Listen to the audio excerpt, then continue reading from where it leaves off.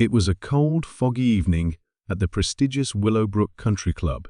The grand building, with its tall windows and elegant chandeliers, stood silently amidst the sprawling golf course.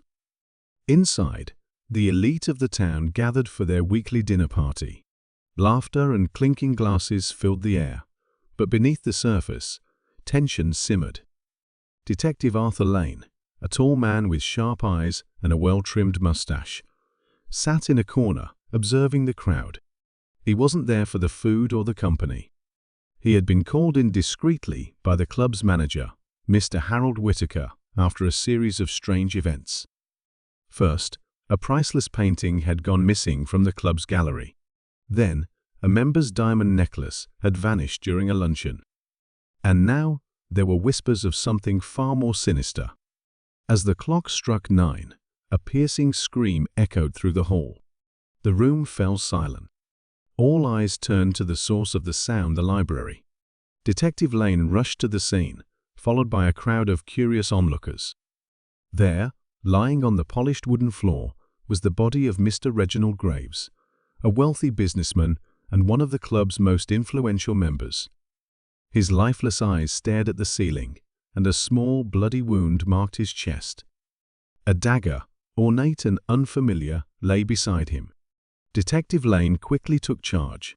"Everyone, please return to the dining hall. No one leaves until I say so," he ordered. The crowd murmured but obeyed, leaving Lane alone with the body and the club manager, Mr. Whittaker. "This is terrible, Detective," Whittaker stammered, his face pale. "First the thefts, and now murder?" Lane knelt beside the body, examining the dagger.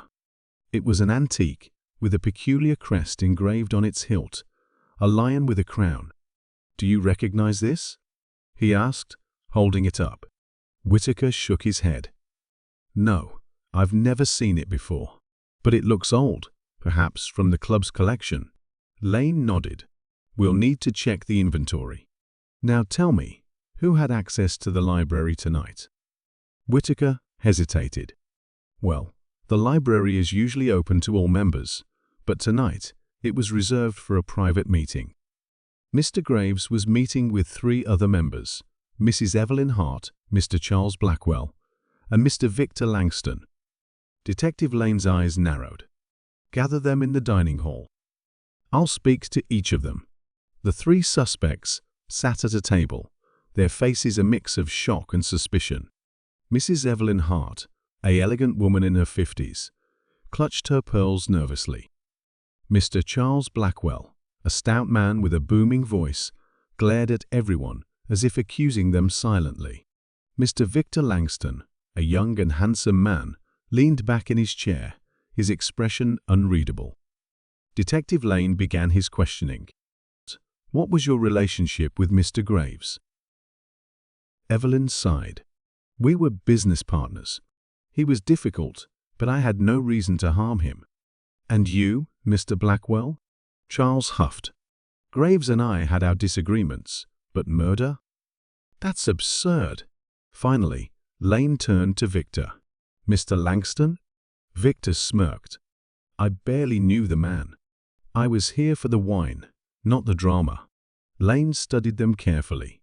Each had a motive, but no clear evidence tied them to the crime.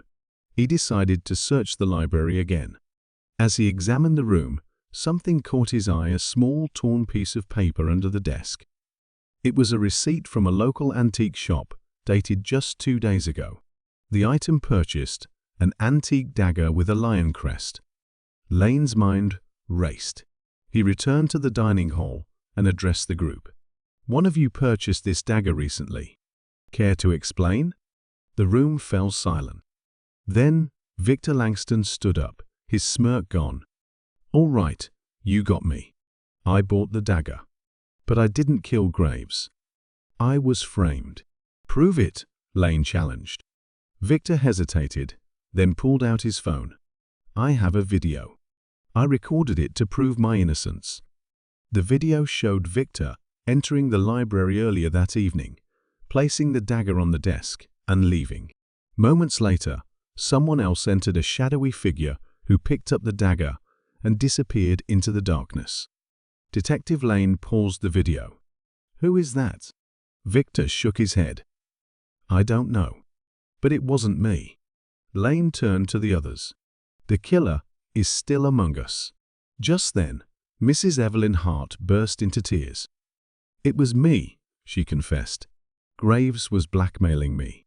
I had no choice." The room erupted in gasps. Detective Lane handcuffed her, his expression grim. "The country club killer is no more," he said. As the police led Evelyn away, Lane couldn't help but wonder what other secrets lay hidden behind the polished doors of Willowbrook Country Club.